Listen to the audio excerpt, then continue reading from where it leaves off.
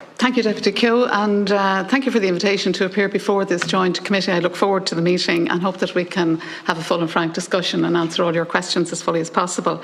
So I've been appointed to the role as chairperson for 3 years, and it's really a privilege to be asked to be served. I look forward to working. I'm already working, as I'm in since January, so I'm already enjoying working with other board members, John McDade being one of them on my left here, who also chairs the Adoption Board, and with the members of the management team, the colleagues in the Department of Children and Equality, and all the other statutory and non-statutory agencies that Tusla has to work with.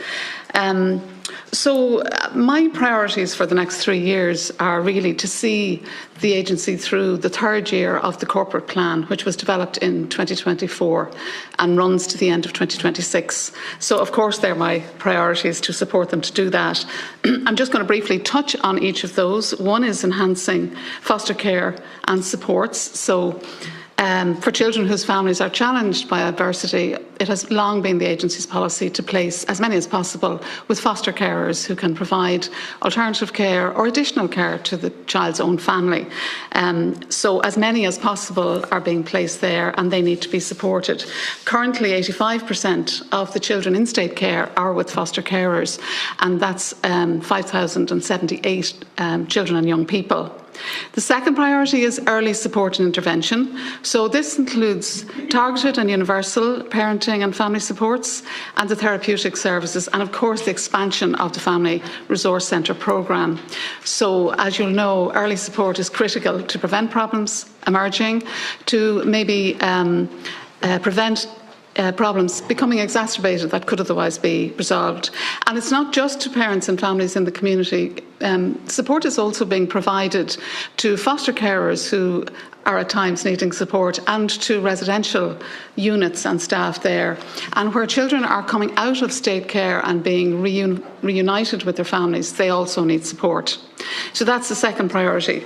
Increasing social work and social care levels. This is probably what you hear most often about. So social workers are at the coalface of Tusla's Child Protection Service, and increasing the number employed is absolutely critical if we're going to make a timely and appropriate response.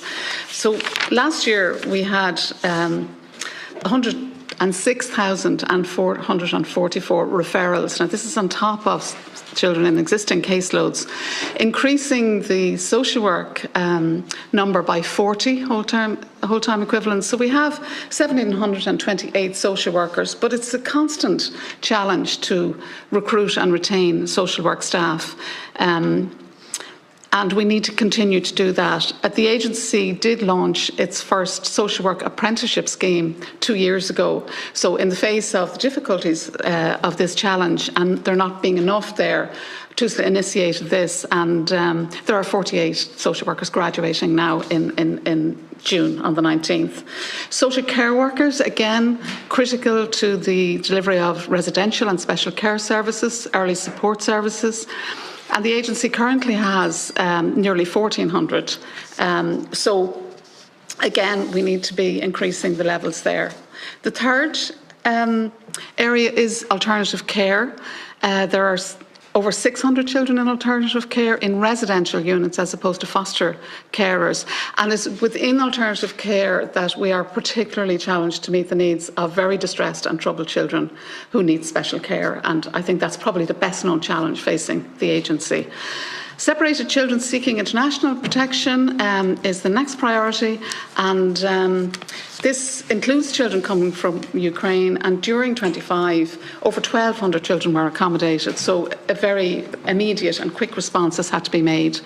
And the final priority is, some of you may be aware that Tusla is undergoing a very extensive integrated reform programme.